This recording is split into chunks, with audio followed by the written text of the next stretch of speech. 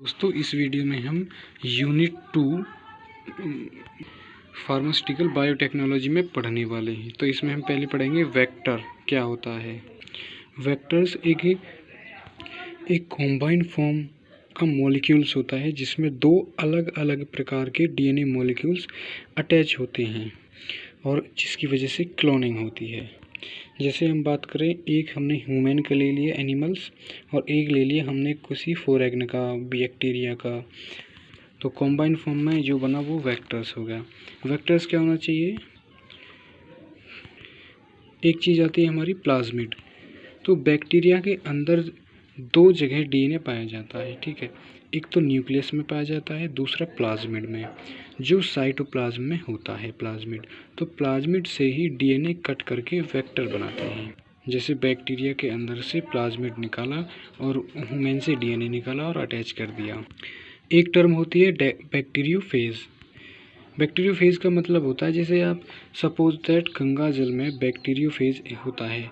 एक good bacteria होता है जो अदर बैक्टीरिया को किल कर देता है। एक होता है कॉस्मिड। बैक्टीरिया का cutted DNA is called plasmid और बैक्टीरियोफेज का cutted DNA is called cosmid. Types of vector कितने प्रकार के होते हैं? अगर हमने बैक्टीरिया का ह्यूमन वेक्टर्स के साथ डीएनए ह्यूमन के साथ अटैच किया तो ह्यूमन वेक्टर। अगर बैक्टीरिया का डीएनए हमने ईस्ट से अटैच किया तो ईस्ट वेक्टर।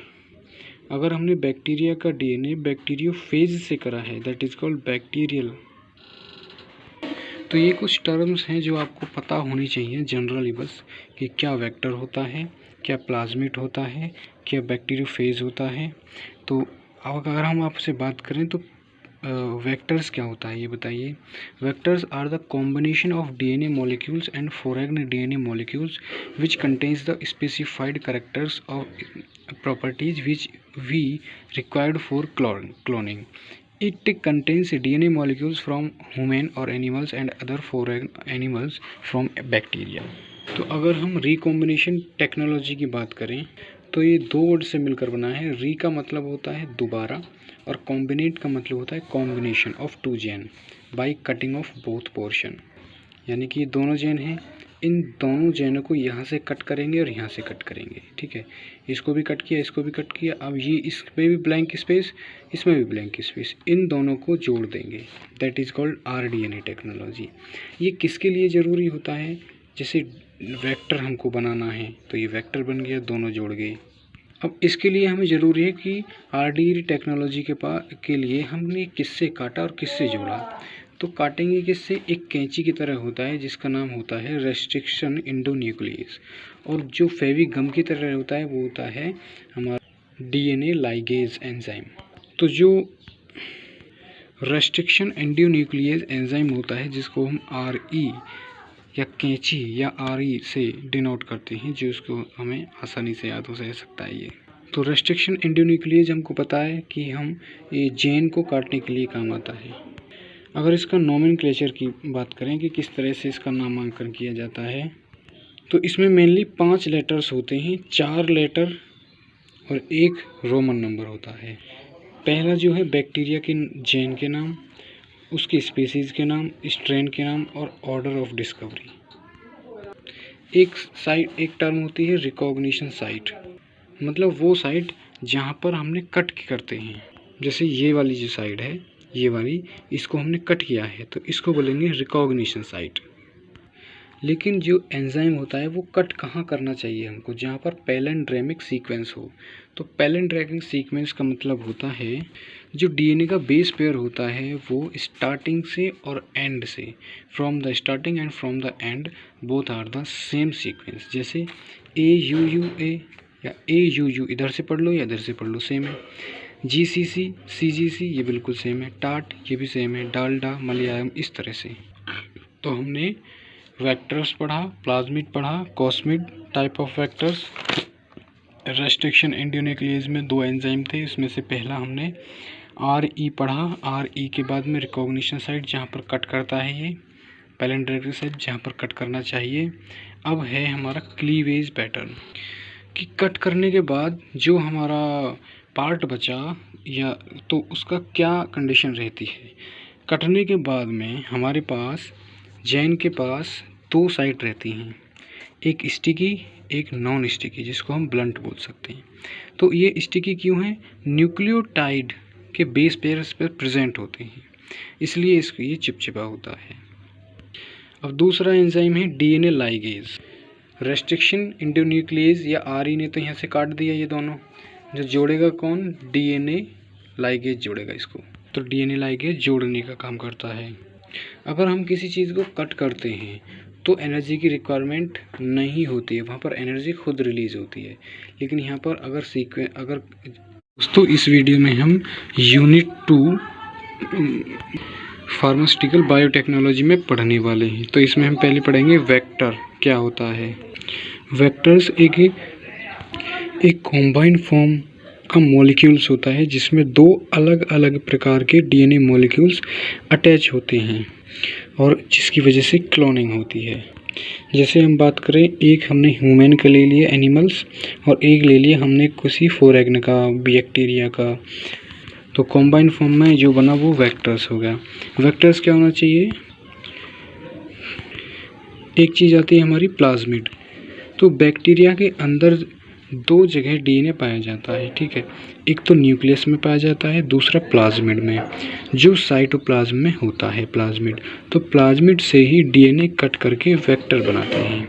जैसे बैक्टीरिया के अंदर से प्लाज्मिड निकाला और ह्यूमन से डीएनए निकाला और अटैच कर दिया। एक टर्म होती है बैक्टीरियोफेज। बैक्टीरियोफेज का मतलब होता है, जैसे आप सपोज दैट गंगा जल में बैक्टीरियोफेज होता है। एक गुड बैक्टीरिया होता है जो अदर बैक्टीरिया को किल कर देता है। एक होता है कॉस्मिड।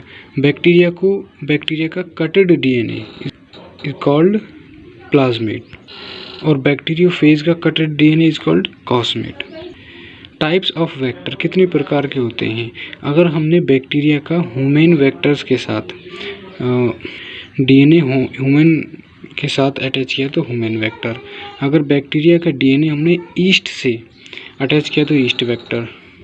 अगर हमने बैक्टीरिया का डीएनए बैक्टीरियोफेज से करा है that is called bacterial.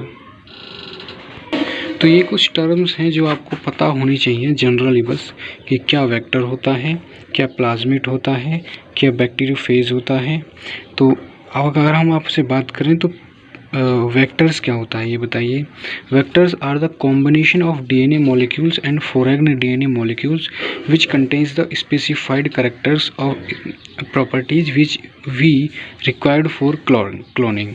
It contains DNA molecules from human or animals and other foreign animals from bacteria।